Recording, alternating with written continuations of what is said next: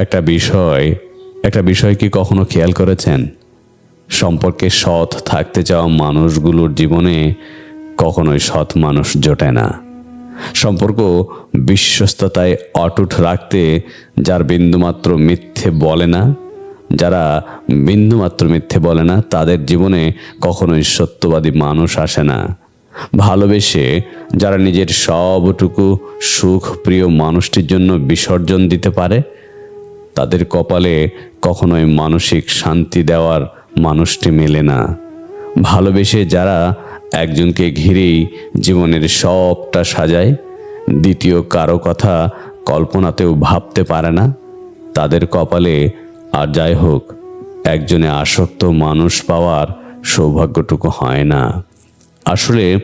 আসলে জীবনের হিসাবটা বড্ড জটিল। এখানে 2 2 4 কিংবা 3 3 6 হয় না, বরং বলা যায় হিসাবগুলো বড্ড উল্টো। ভালো মানুষের কপালে খারাপ আর খারাপের কপালে ভালো মানুষই জোটে। তাই তো একজনের জন্য অন্যজন প্রায় সম্পর্কেই ভোগে। জীবনের হিসাবটা বড্ড উল্টো।